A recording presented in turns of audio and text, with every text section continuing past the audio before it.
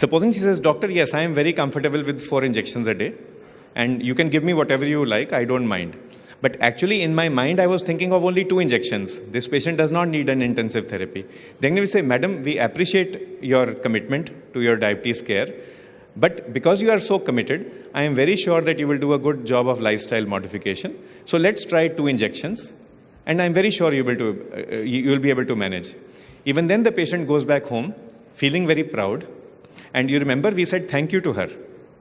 So when I joined practice, I studied at one of the most, at perhaps the most prestigious college in India.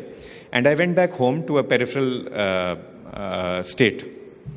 Equivalent in Myanmar would be me studying in Yangon and then going back to Kachin state to practice.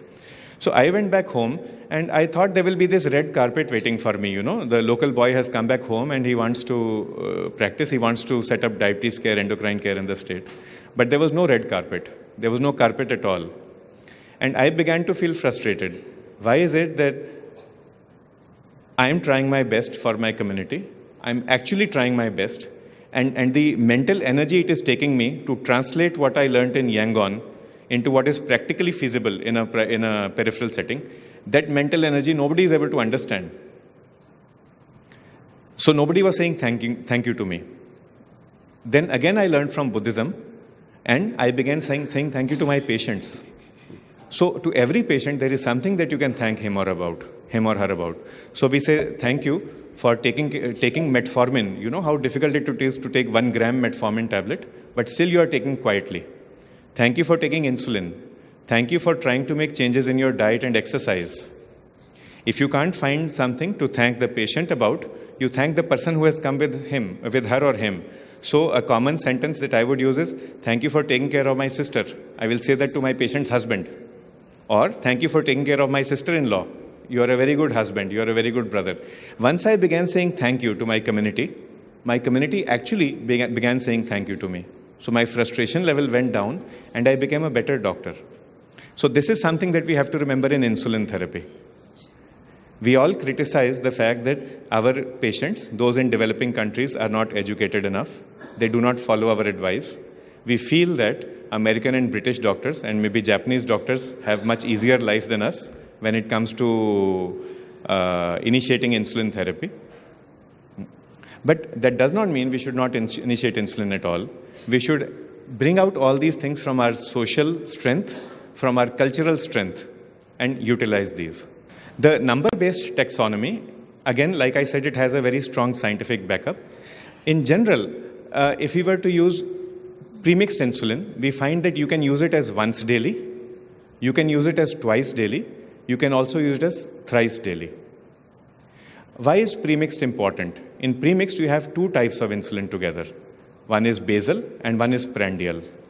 So I am reminded of this very famous Myanmar story, which talks about a couple, and that's Ken Nari and Ken Nara.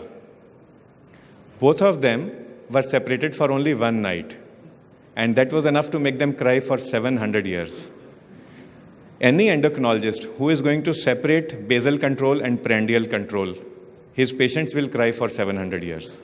You have to have both, whether you have it with insulin or with oral drugs. And sooner or later, we will need insulin.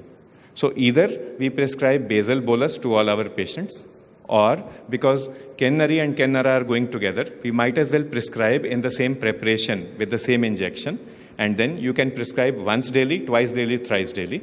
That negotiation skills, as we go back to our clinics, our negotiation skills will improve.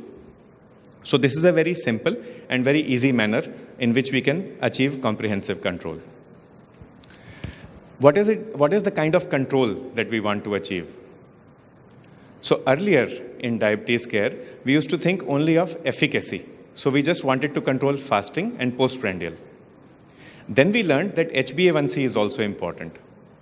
So we tried to control HbA1c, fasting, and postprandial. This is called the glycemic triad. We then also learned that it is not enough just to be effective. You also have to prevent hypoglycemia, because hypoglycemia itself is associated with adverse cardiovascular outcomes. We then also learned that apart from controlling hyperglycemia and controlling hypoglycemia, you also have to minimize glycemic variability. So these 5 points become the glycemic pentad. CFAM, caring for well-being.